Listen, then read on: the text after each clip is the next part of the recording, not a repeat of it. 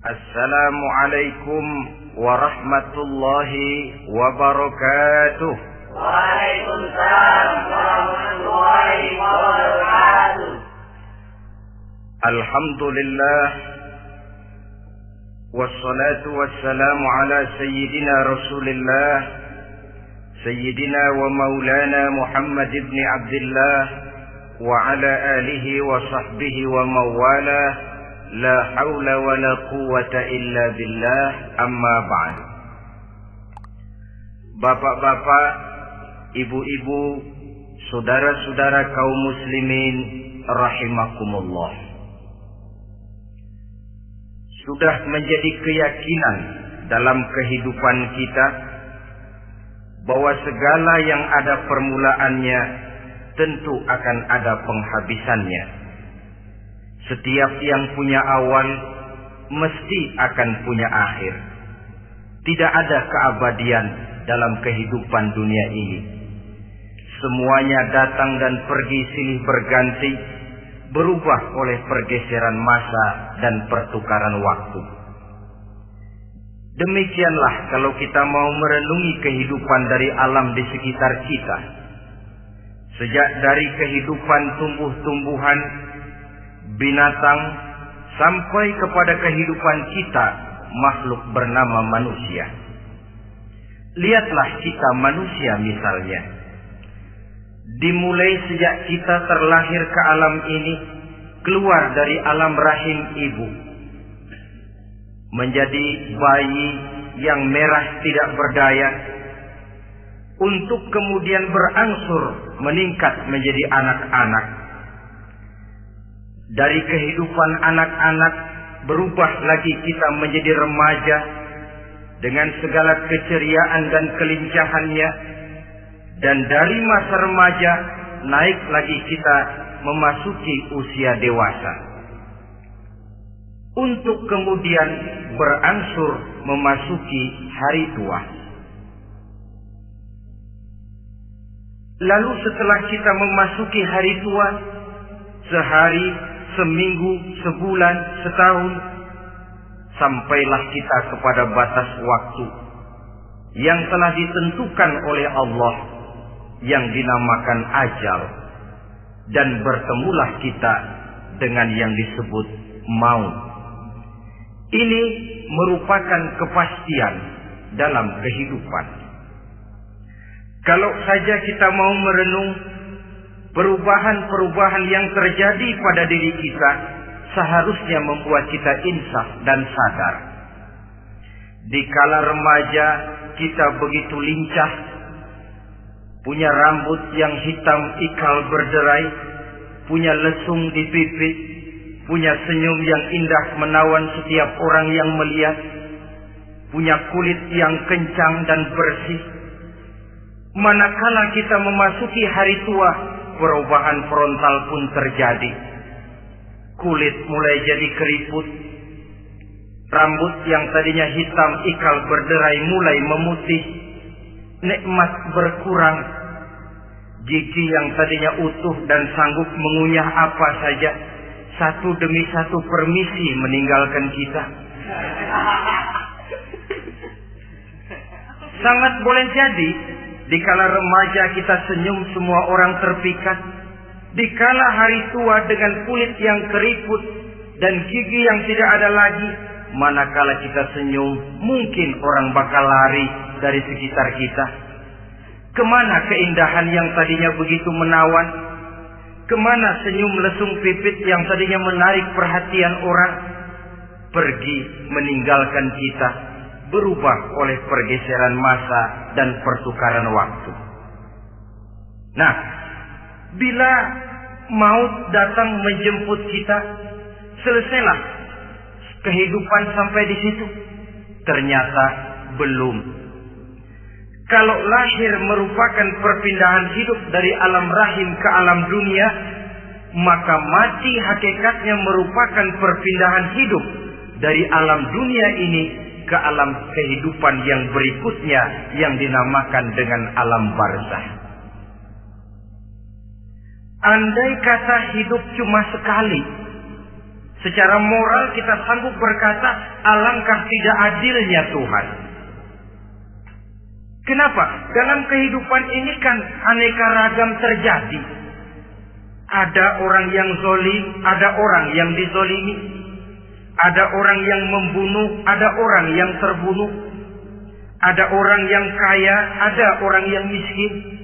Ada orang yang jujur, ada orang yang menghalalkan segala cara. Sehingga banyak ketidakadilan yang terlepas daripada pengadilan dunia.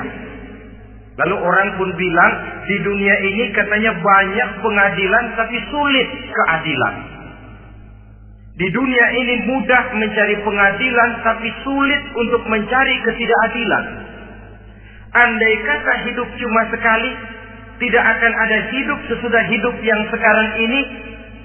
Bagaimanakah nasib mereka yang lepas dari pengadilan dunia ini? Alangkah tidak adilnya Allah, andai kata tidak ada kehidupan sesudah hidup yang sekarang. Tentulah akan terjadi di mana orang menghalalkan segala macam cara untuk mencapai tujuan. Yang penting kan saya kaya, yang penting kan saya punya jabatan dan kedudukan tinggi. Kalau perlu jilat atas, jilat atas. Kalau perlu sikut kiri kanan, sikut kiri kanan.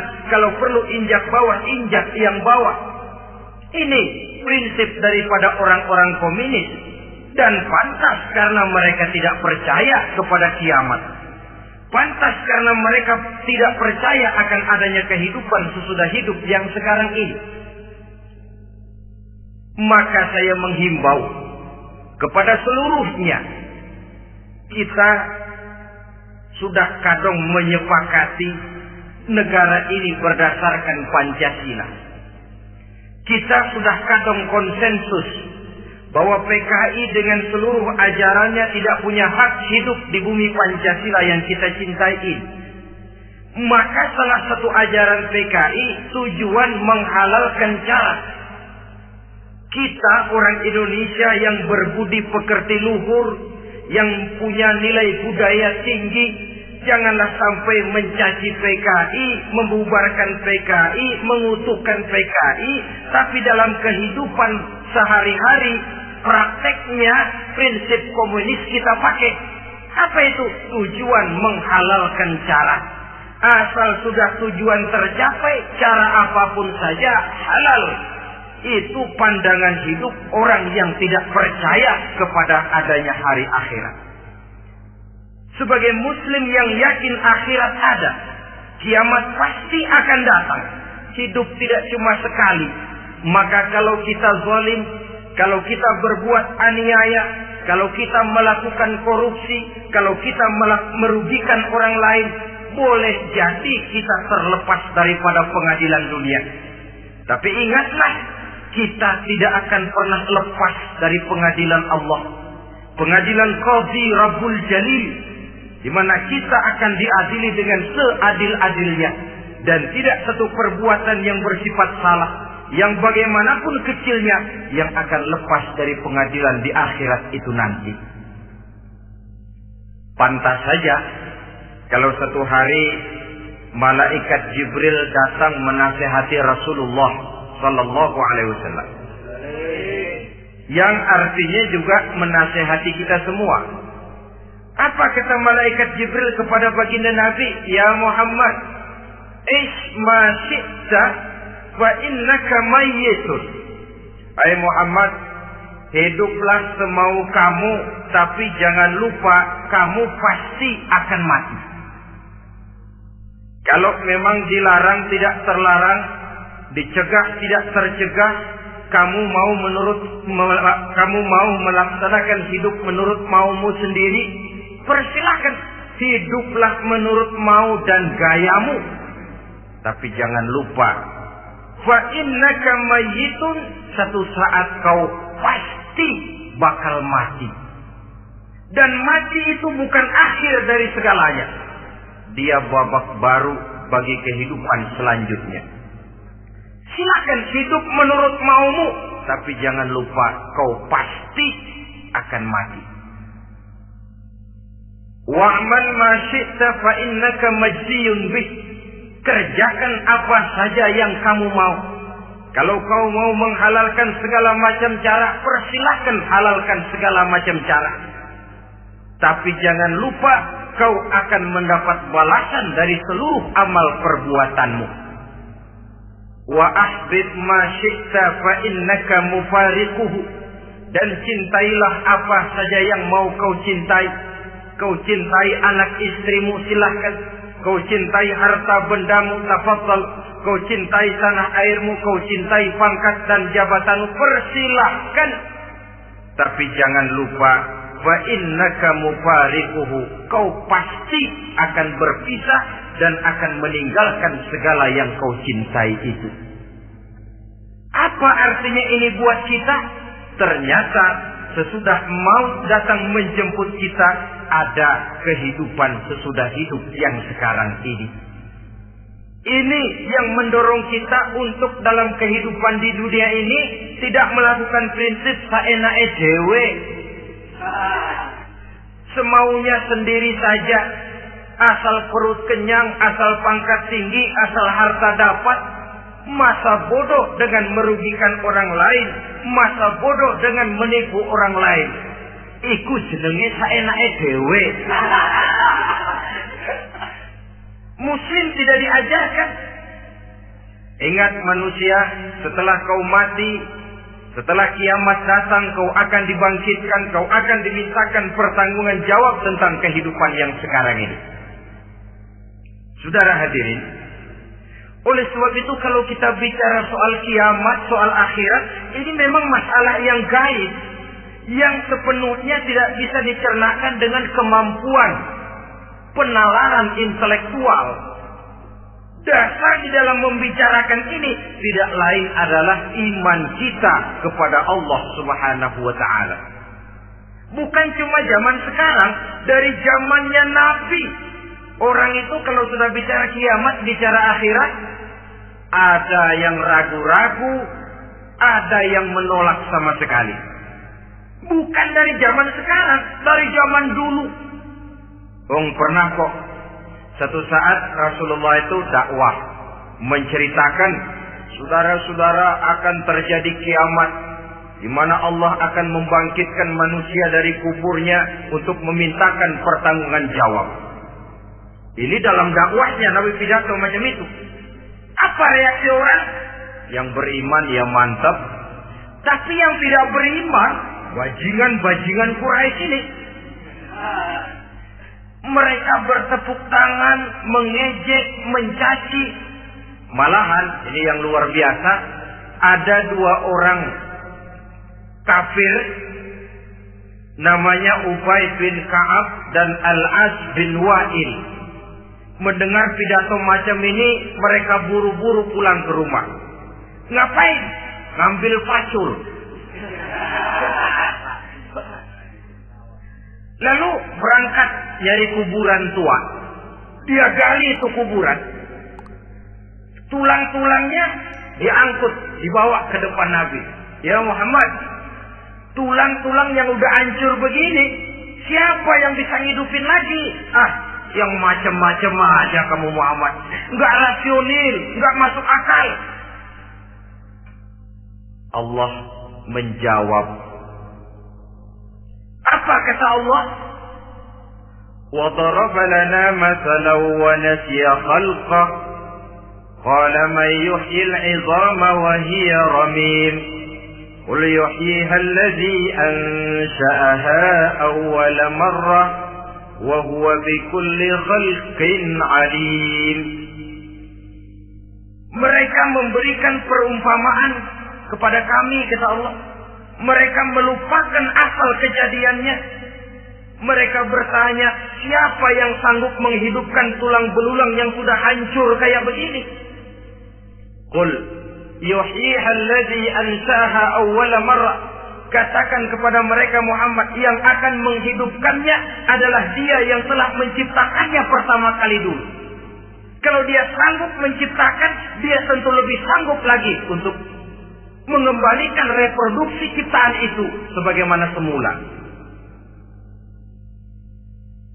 Yang paling kasihan yang ragu-ragu. Akhirat itu ada apa enggak sih? Kiamat itu ada apa enggak sih? Lantaran ragu-ragu, terombang-ambing dia antara harapan dan putus asa, antara kenyataan dan idealisme. Ada yang buta sama sekali 100% terhadap keadaan-keadaan sesudah mati. Perhatian mereka hanya tercurah kepada kehidupan sebelum mati. Yang mereka perhatikan siang dan malam tidak lebih daripada urusan perut. Pergi pagi, pulang sore, peras keringat, banting tulang. Cuma soal makan, soal minum, soal pakaian, soal kendaraan, soal rumah tangga, soal anak, soal istri. Yang mereka pentingkan hanya soal-soal politik misalnya, ekonomi, pembangunan dan industri. Untuk soal-soal kayak begitu, bias betul. Habis seluruh waktu untuk memikirkan, meningkatkan kebudayaan, politik, sosial, ekonomi. Kadang-kadang kurang tidur, kurang istirahat, berkeliaran ke sana kemari ke tempat yang jauh-jauh. Sampai kadang-kadang terkena stres, penyakit darah tinggi, ginjal, lever, untuk memikirkan hal-hal yang semata-mata karena dunia saja. Lantas boleh jadi mereka mendapatkan kekayaan yang berlimpah ruah, mendapatkan kedudukan yang tinggi, nama yang semerbak, dikenal orang di barat dan di timur, di utara dan di selatan. Tetapi alangkah kecewanya mereka jikalau datang ajal menjemput nyawa, mati mereka, meninggalkan harta yang banyak, nama yang masyhur. Mereka disebut dengan jasa-jasanya. Radio memberitakan, TV menyiarkan, koran-koran memuat. Bahkan nama mereka kadang-kadang dikenang 2-3 tahun setelah wafatnya. Tetapi dalam pada itu, roh mereka merintih, mengeluh, menderita. Karena dilemparkan oleh Allah ke tempat-tempat yang kotor. Penyesalan yang sudah tidak akan ada gunanya lagi. Saudara-saudara kaum muslimin rahimakumullah. Oleh karena itu, kehidupan akhirat bukanlah dongeng dan takhayul. Bukan khurafat dan khayalan. Kehidupan akhirat, hari kiamat adalah kebenaran dan kepastian. Dalam surah Al-Hajj ayat ke-7, Allah Subhanahu wa taala menyatakan, "Wa anna as-sa'ata atiyatun la raiba fiha, wa anna Allah yab'atsu man fil qubur." Dan bahwasanya kiamat itu sesungguhnya adalah sesuatu yang pasti dan tidak ada keraguan-raguan lagi di dalamnya. Dan bahwasanya Allah sungguh-sungguh akan membangkitkan manusia dari kuburnya masing-masing. Nah, kalau kita sudah yakin kiamat sesuatu yang pasti adanya, akhirat sesuatu yang pasti adanya, dari mana pembicaraan tentang kiamat ini kita mulai? Tentu dari diri kita. Marilah kita mencoba melihat proses perjalanan hidup ini sampai kita memasuki kiamat. Hadirin, tidak ada makhluk secantik manusia. Tidak percaya, pernah ke Ragunan? Saudara masuk ke kebun binatang. Segala macam makhluk ada di situ. Ratusan macam jenis binatang. Bandingkan dengan saudara, kira-kira cakep mana?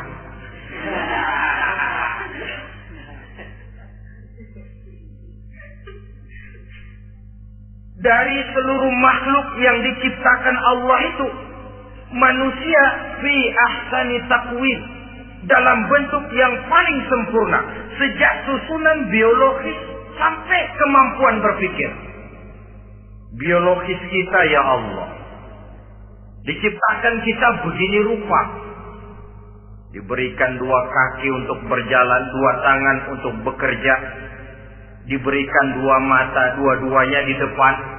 Pernah saudara mikir kalau mata kita yang satu di depan, yang satu di belakang? Rasanya nggak laku kacamata.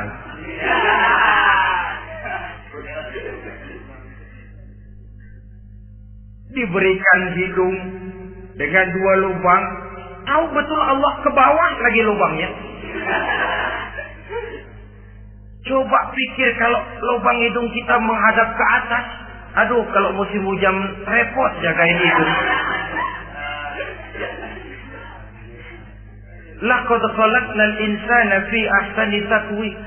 Sungguh telah kami ciptakan manusia dalam bentuk kejadian yang paling sempurna ketimbang makhluk-makhluk Allah lainnya. Nah, kesempurnaan manusia ini oleh karena hidupnya terdiri dari 2 unsur pokok. Pertama unsur jasmani dan kedua unsur rohani. Jasad dan roh. Jasad yang terlihat sekarang ini, potongan saudara yang ngejedok di depan saya ini jasad saudara. Ini yang berasal dari saripati makanan yang dimakan oleh bapak ibu kita. Lalu hasil kerjasama yang baik antara ibu dengan bapak, terwujudlah kita. Kalimat langsungnya jasad ini berasal dari tanah yang tadi berubah dari bayi, remaja, dewasa, meningkat hari tua. Yang berubah itu jasmani kita. Kenapa? Karena jasmani itu materi, benda, daya tahannya terbatas.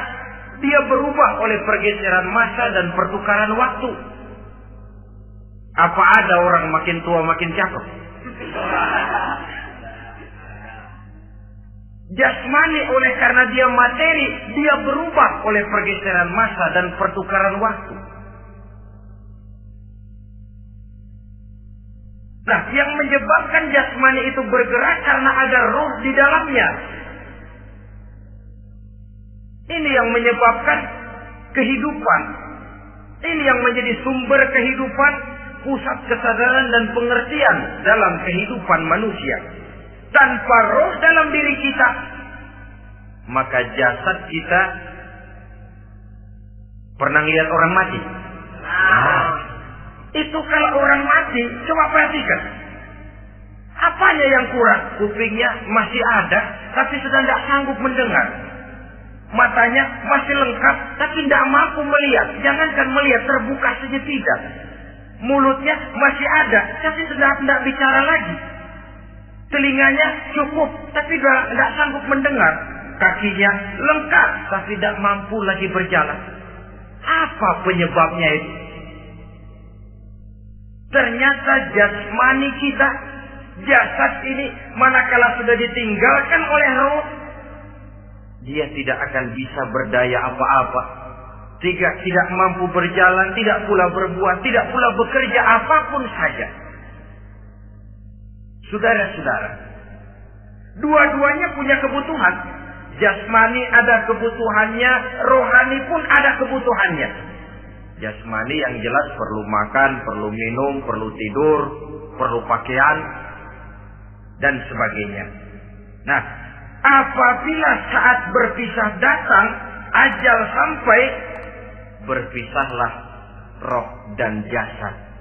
Dan itulah yang dinamakan dengan maut. Jadi, apa sih mati itu? Mati adalah berpisahnya roh dengan jasad.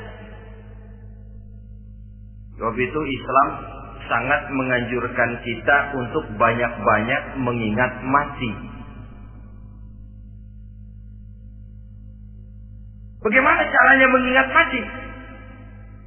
Pertama, mati itu kan pasti.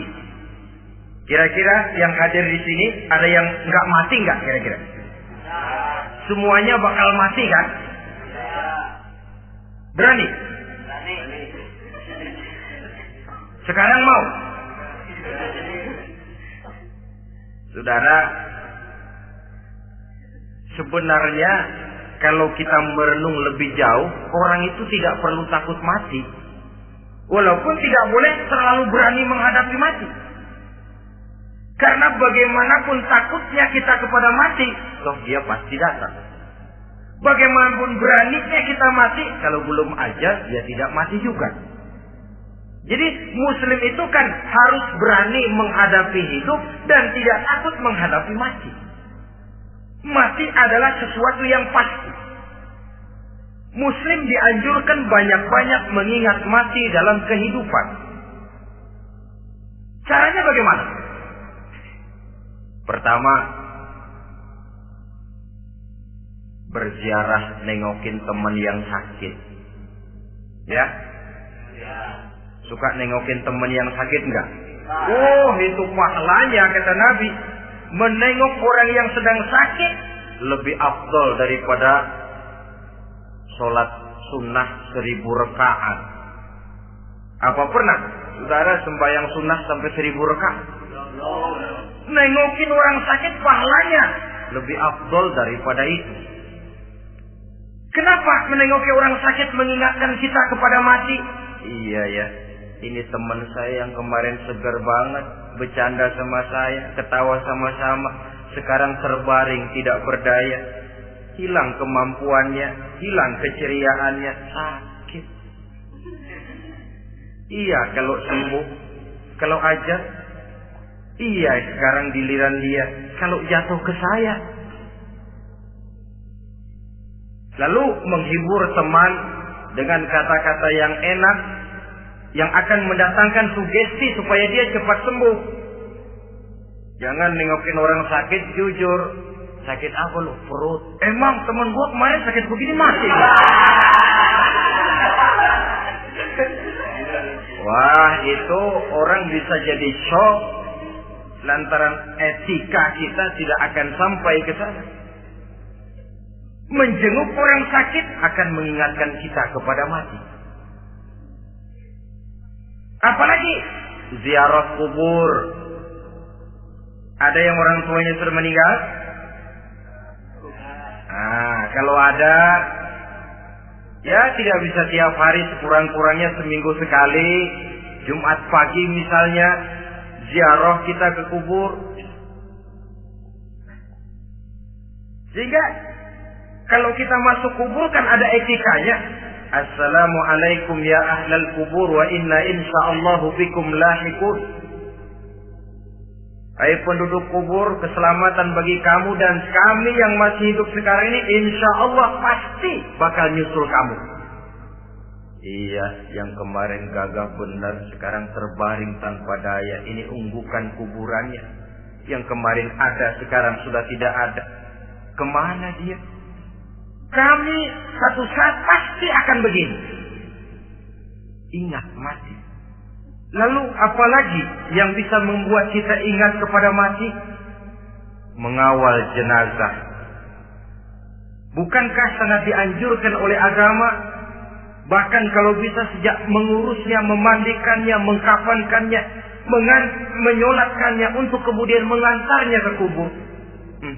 Hari ini saya antar dia ke kubur, besok boleh jadi saya yang diantar orang. Hari ini saya solatkan dia, besok boleh jadi saya yang disolatkan orang. Hari ini saya masukkan dia ke liang lahat, besok mungkin giliran saya dimasukkan orang ke liang lahat. Ingat mati, tumbuh kesadaran. Lalu daya positifnya dalam kehidupan apa? Nah, saudara-saudara hadirin, orang yang mengingat mati bukan lantas menjadi lemah dalam kehidupan, menjadi putus asa, sedikit semangat, terbentur kesulitan, mudah frustasi. Bukan itu tujuannya kita diperintah mengingat mati. Jelasnya Islam menganjurkan kita untuk mengingat mati guna maksud-maksud yang positif. Supaya orang lalu sadar, hidup ini cuma sebentar. Maka mumpung hidup, nah ini mumpung. Tapi mumpung yang baik. Mumpung hidup, maka hidup yang singkat ini harus saya pergunakan dengan sebaik-baiknya. Melakukan kebajikan yang sebanyak-banyaknya. Menjauhkan rasa malas. Menunggu keajaiban yang datang dari langit. Berleha-leha, bermain-main. Sementara maut kalau dia datang tidak pernah main-main. Pantas kalau seorang penyair bernama Syauqi memesankan tazawwad bitaqwa fa innaka la tadri idza hanna al-lailu hal ta'ishu ila al-fajr kam min sahihin mata min ghairi illatin wa kam min 'alilin 'asha hinan min ad-dahri. Persiapkan dirimu dengan takwa, sebab kamu tidak tahu apabila malam datang kamu masih bisa hidup apa enggak besok pagi. Apa ada jaminan saudara yang kumpul di depan saya malam ini besok masih bisa hidup? Tidak. Ada jaminan? Tidak. Tidak ada sama sekali. Kam min sahihin mata min ghairi illatin. Berapa banyak orang sehat mati nggak pakai sakit lagi. Sebabnya kadang-kadang ringan saja. Ada yang cuma jatuh di kamar mandi mati. Ada yang cuma ketiban pensil. Iya, kalau ketiban pensil 3 peti masa nggak mati.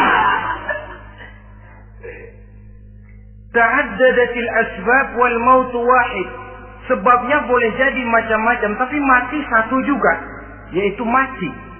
Dia seperti kelapa yang terlalu tua jatuh ke bawah, yang kembang baru keluar pun jatuh ke bawah. Itulah mati. Dia datang menjemput yang bayi, dia datang mengambil yang anak-anak, dia datang juga kepada yang remaja, kepada yang dewasa, kepada yang tua sekalipun. Jangan yang remaja lalu berpikir, gua rasanya masih jauh banget mau mati. Ini sesuatu yang pasti yang kita tidak pernah diberitahu kapannya. Kalau dikasih tahu kapannya kan kita bisa, umpama malaikat maut datang ke rumah saya, saudara Zainuddin kau mati 80 tahun lagi. Wah, saya kan berhitung, masih lama, poya-poya aja dulu Tapi ini tidak pernah diberitahu kepada kita. Lantaran tidak diberitahu itulah kita perlu bersiap-siap dengan selalu mengingat-ingat mati yang mendorong kita untuk berbuat positif. Satu contoh peringatan mati yang mendatangkan positif pada peristiwa ketika turun perintah hijrah. Ketika di Mekah sudah terpepet turun perintah hijrah. Ini sahabat yang berangkat hijrah, jangan dikira semua bulat hati. Ada yang mikir, kalau saya hijrah berangkat dari Mekah ke Madinah, nanti di tengah jalan dicegat oleh kafir Quraisy lalu dibunuh, mati saya. Takut mati. Allah peringatkan, kullu nafsin za'iqatul maut. Kamu disuruh hijrah saja takut mati, padahal kamu tahu semua yang hidup bakalan mati. Diam saja di Mekah mati, hijrah ke Madinah pun akan mati. Mendengar ayat ini, Sayyidina Umar bin Khattab seperti dibakar semangatnya. Kalau sebagian sahabat hijrah sembunyi-sembunyi, beliau mau hijrah itu malah bajingan Quraisy dikumpulkan dekat Ka'bah. Pidato, ya ma'syar Quraisy, dedengkot Quraisy, dengerin. Besok pagi yang namanya Umar bin Khattab mau hijrah dari Mekah ke Madinah. Siapa yang kepengen kepalanya berpisah dengan badannya, persilahkan cegat Umar di jalanan. Besok dengan tenang dia berangkat hijrah, gak ada yang berani nyegat. Itu Quraisy juga barangkali mikir, gue ngapain nyegat penyakit. Begitu ingat mati, timbul semangat juang, timbul semangat berbuat. Ini ingat mati yang positif, bukan yang melemahkan semangat. Dah jangan kerja rajin-rajin dah, lu bakalan mati. Ini ingat mati yang salah patah. Ingat mati seharusnya mendorong manusia untuk berbuat lebih tekun. Allah memberikan peringatan, Qul innal mauta allazi tafiruna minhu fa innahu mulaqikum. Katakan, maut yang kamu akan melarikan diri daripadanya, yang kamu takuti benar dia pasti akan datang menjemput kamu. Saudara-saudara hadirin yang saya hormati, datangnya memang tidak kita harapkan yang namanya maut. Tapi sekali dia datang, tidak ada pintu tempat kita lari. Dia memang tidak pernah kita undang. Tapi sekali dia datang, mengetok pintu, kekuatan apa yang bisa menolak? Dia sebuah tanda seru dalam kehidupan. Apa yang menyebabkan orang takut mati? Pertama barangkali karena dia tidak tahu bagaimana kehidupan sesudah mati. Alam kubur gelap, alam akhirat gelap. Sehingga dia bingung, lantaran bingung lalu jadi takut. Yang kedua boleh jadi oleh bayangan-bayangan dosa yang pernah dia kerjakan di dunia ini. Kerjanya cuma menumpuk dosa. Dia gembira, bahagia, tertawa di atas tumpukan dosanya. Merasa segan berpisah dengan seluruh kehidupan ini. Sehingga boleh jadi maut adalah sesuatu yang ditakutkannya benar dalam kehidupan. Tapi bagaimanapun takutnya, tidak ada tempat lari dari dia. Dalam ayat lain Allah jelaskan, Aynama takunu yudrikumul mautu walau kuntum fi burujim musayyada. Di mana saja kamu berada, dalam benteng yang paling tangguh sekalipun, maut pasti akan datang menjemput kamu. Nah, bagaimana caranya maut datang menjemput kita? Bila datang dia, sang malaikat pencabut nyawa, malaikat Israel namanya, hendak mengambil ruh kita. Dalam suasana macam begitu, di akhir kehidupan dunia, dalam berhadapan dengan sakaratul maut, terbagilah manusia dalam dua bagian besar. Pertama, yang menghadapi sakaratul maut itu dengan husnul khatimah, baik di akhirnya, sehingga pada saat ruhnya berpisah dengan jasadnya, kelihatan dia seperti senyum, mukanya cerah. Bahkan sebelum itu boleh jadi dia sempat meninggalkan pesan-pesan yang baik. Ada yang sempat azan, ada yang sempat baca Quran. Pernah kan nemui orang yang mau mati seperti itu? Yang sempat azan, yang sempat baca Quran, yang sempat meninggalkan wasiat-wasiat yang baik. Sebab apa? Malaikat maut datang menjemput mereka juga dengan baik-baik. Dicabut ruhnya perlahan-lahan, tapi sungguh pun perlahan-lahan. Pedihnya, sakitnya tetap tiada tara.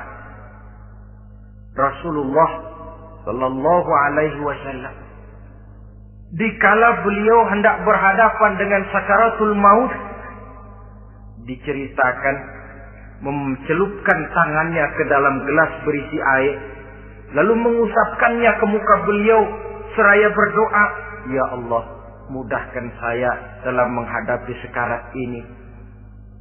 Beliau juga yang mengatakan bahwa sakitnya sakaratul maut sama dengan 300 kali bacokan pedang. Sehingga kita diajarkan doa, di antara doa selamat itu kan ada Allahumma hawwin alaina fi sakaratil Ya Allah, mudahkan saya di dalam menghadapi sakaratul maut itu. Ketika ruh ini keluar dari jasad, mata masih mengikuti ruh itu. Jika kadang-kadang ada yang matanya terbelalak dan tidak sempat ditutup, terbuka terus, mengikuti ruh itu keluar dari jasadnya.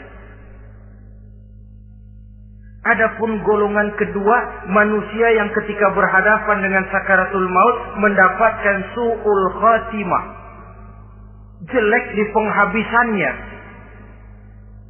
Sekaratnya sudah setengah mati, lalu jelek juga di akhirnya, mati dalam keadaan yang tidak baik, tidak terpuji.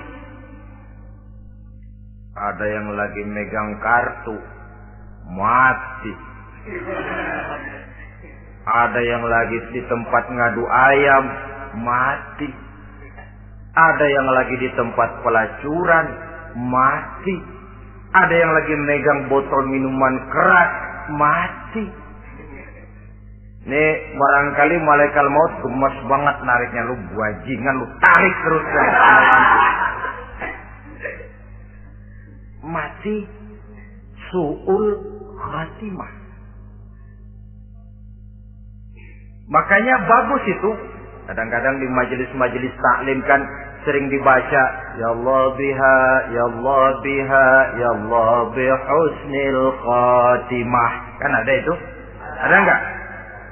Saudara hadirin, mohon agar oleh Allah kita diberikan husnul khatimah, baik di saat ruh akan berpisah dengan jasad. Ini sesuatu yang pasti. Sang malaikat maut datang menjemput nyawa.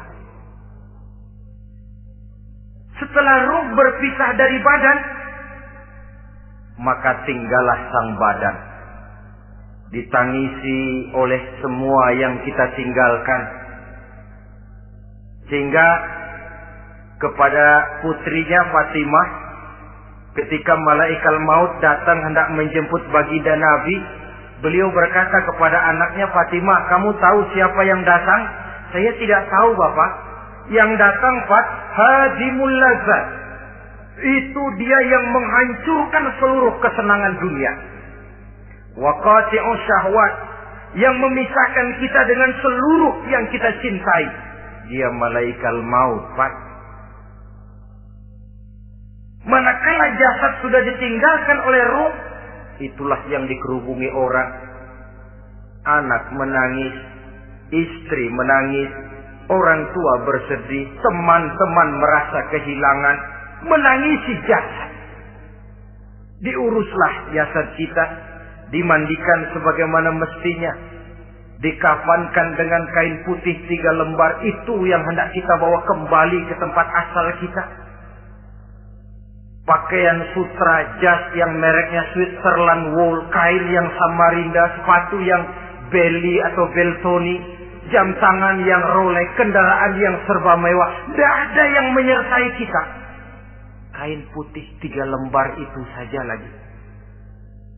Demi setelah dikafankan, dibujurkan kita menghadap ke arah kiblat, orang banyak pun datang menyolatkan kita dengan 4 takbir,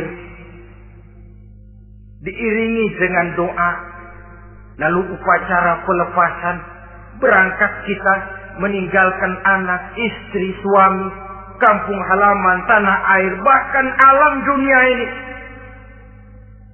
Selamat tinggal alam dan seluruh isinya. Tinggallah yang tinggal.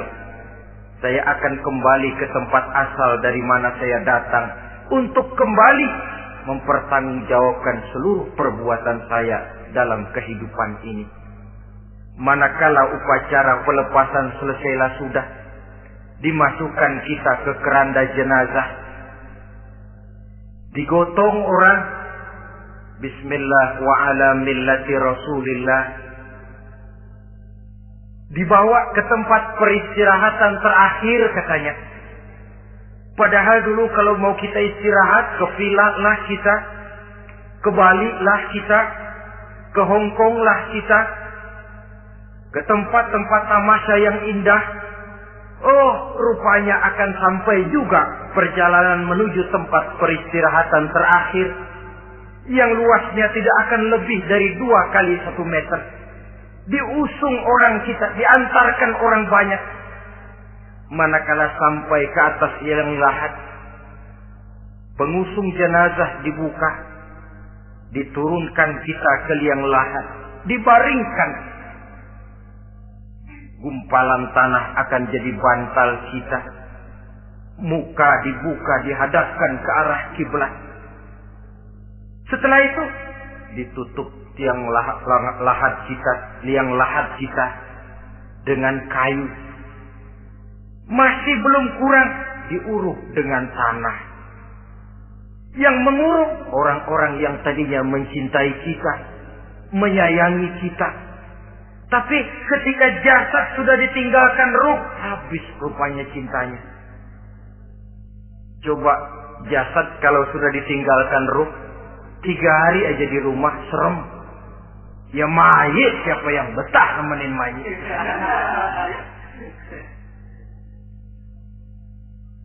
Lalu bila upacara pemakaman selesai, maka berusahalah semuanya. Para pengantar akan kembali ke rumahnya masing-masing. Maka masuk kita ke alam kehidupan, yaitu yang disebut alam barzakh atau alam kubur. Apa selesai hidup sampai di situ? Tidak. Hanya beberapa langkah setelah yang mengantar kita pulang. Diriwayatkan dalam hadis Bukhari dan Muslim, bila seseorang sudah diletakkan di kuburnya, lalu yang mengantar kembali pulang, maka roh si mayit akan dapat mendengar bunyi terompah orang yang pulang itu. Bunyi terompahnya terdengar. Datang 2 malaikat menanyakan dia dengan pertanyaan-pertanyaan yang kalau bisa dijawab dengan betul. 2 malaikat yang bernama Munkar Nakir akan bilang, jawabanmu betul. Tenanglah kau di sini, naumatal arus. Tidurlah kau di sini seperti tidurnya pengantin. Orang yang baik-baik di alam kuburnya akan mendapat nikmat kubur. Sehingga masa penantian yang lama, jangan lupa, kita masuk ke kubur itu kan menunggu sampai datangnya hari kiamat. Jadi kalau kiamat umpama masih 1000 tahun lagi, ya 1000 tahun kita menunggu.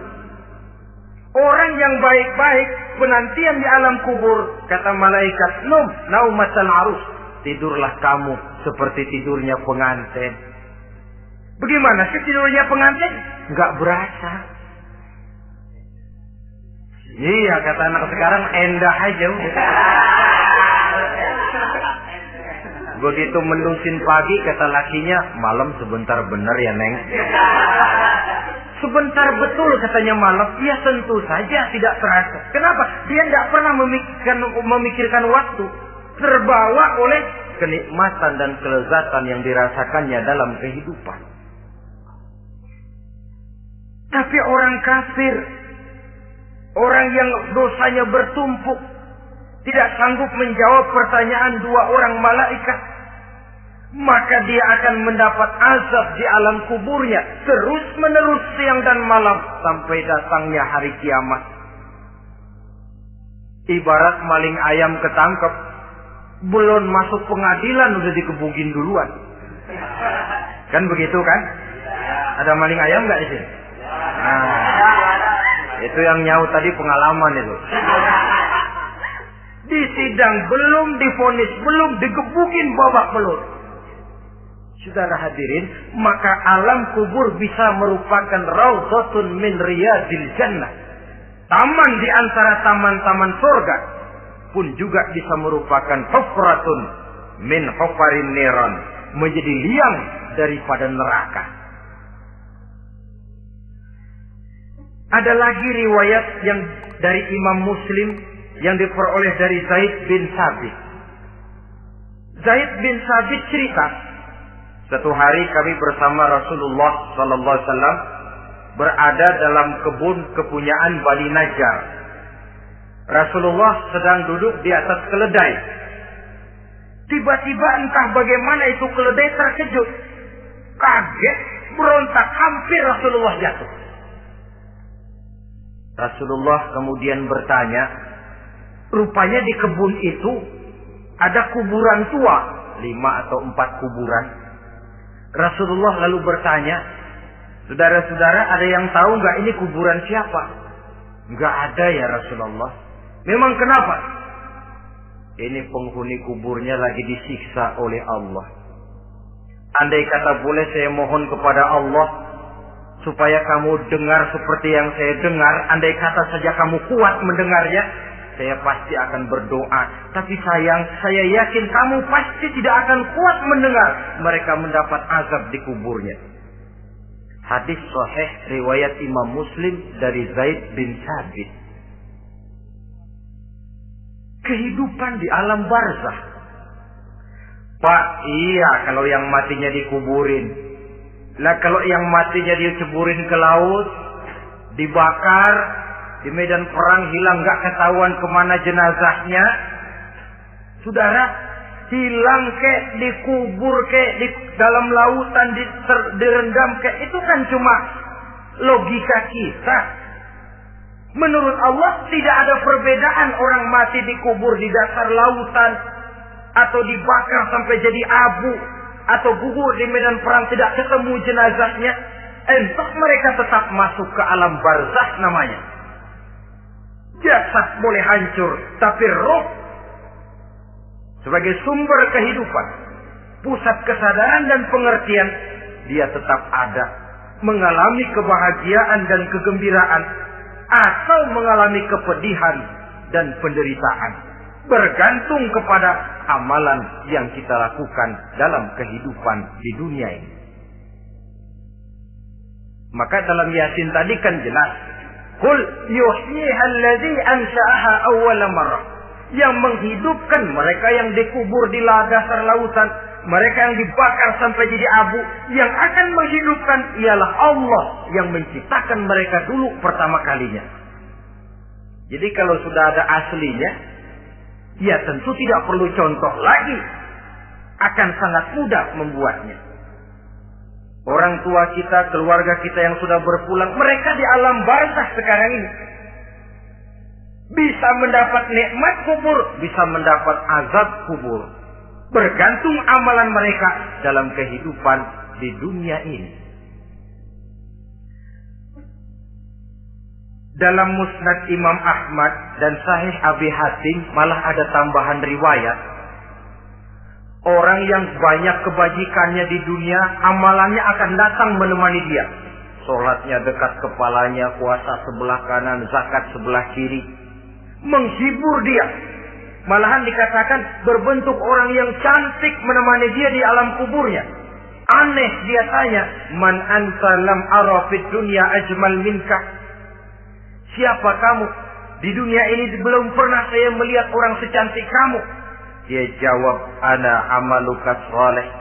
Saya adalah amalmu yang soleh yang kau kerjakan waktu di dunia. Saya sekarang diperintahkan untuk menemani kamu di sini. Alhamdulillah. Sedangkan amalnya yang jahat akan datang dalam bentuk yang menyeramkan menemani dia di sana. Bayangin deh, di kuburan ditemenin yang serem-serem. Sama juga di dunia. Di dunia, kalau kita di tempat gelap ditemenin orang cakep, enak nggak? Wah, pengalaman. Tapi coba bayangin, sudah tempatnya gelap, yang nemenin jelek nggak ketulungan, gerah kita. Nah, saudara hadirin yang saya hormati, lalu bagaimana tempat arwah-arwah yang sudah kembali menghadap Allah yang disebut mustaqarrul arwah itu? Macam-macam tingkatannya sesuai dengan profesi dan amalannya waktu di dunia. Ada roh-roh itu yang setelah pisah dengan jasad, artinya mati, ditempatkan di tempat yang disebut a'la illiyin, tempat yang tertinggi. Siapa ini? Arwahnya para nabi dan para rasul. Ini fi a'la illiyin, di tempat yang tertinggi. Arwahnya para nabi, arwahnya para rasul. Dan karena kita bukan nabi, bukan rasul, ya jangan mimpi dapat tempat fi a'la illiyin, kecuali kalau Allah menghendaki. Itu hak prerogatif Allah, tapi kan tidak adil kalau Allah melakukan itu. Ini kelompok roh-roh yang masuk golongan fifth. Wah, the first class. Para nabi, para rasul. Lalu ada pula roh-roh itu yang setelah pisah dengan jasadnya diumpamakan seperti burung-burung hijau yang berterbangan di perkebun-kebunan surga. Roh siapa mereka ini? Rohnya para syuhada, orang-orang yang mati syahid gugur membela agama. Nah, ini bedanya orang mati syahid dengan pahlawan, ya. Apa bedanya syuhada dengan pahlawan? Kalau syuhada, orang yang gugur membela agama, niatnya karena Allah, mati syahid. Kalau pahlawan, orang yang gugur membela negara, orang yang dianggap berjasa kepada pemerintah. Klimaksnya, kalau orang mati syahid, jelas surga. Tapi pahlawan, belum tentu surga. Kenapa? Bergantung kepada negara macam apa yang dibelanya dan pemerintah model mana yang dibelanya. Di negara-negara komunis misalnya, banyak nggak pahlawan? Dengan sekian tanda jasa yang mati di medan perang dan sebagainya. Kira-kira pahlawan komunis masuk surga nggak? Ya, kalau pahlawan komunis masuk surga, kita nggak kebagian kapling di surga barangkali. Inilah bedanya pahlawan dengan orang mati syahid. Kemudian ada pula roh itu yang tertahan di pintu surga. Tertahan di pintu surga. Ini seperti tadi, orang yang mati syahid, tapi masih ada kaitan di dunia. Rasulullah pernah ditanya orang, ya Rasul, kalau saya maju ke medan perang bela agama, mati syahid, apa saya masuk surga? Iya, masuk surga. Kecuali kata Nabi, kalau masih punya utang. Nah, tertahan di pintu surga. Ada pula roh itu yang tertahan di alam kuburnya. Ini umumnya seperti tadi itu. Ada mempunyai dosa, mempunyai kesalahan, sehingga merasakan azab kubur. Ada juga roh itu yang tertahan di permukaan bumi. Mereka yang dalam hidup selalu menumpuk dosa-dosa yang besar, meninggal sebelum keburu untuk bertaubat. Saudara hadirin yang saya hormati, inilah yang kita khawatirkan.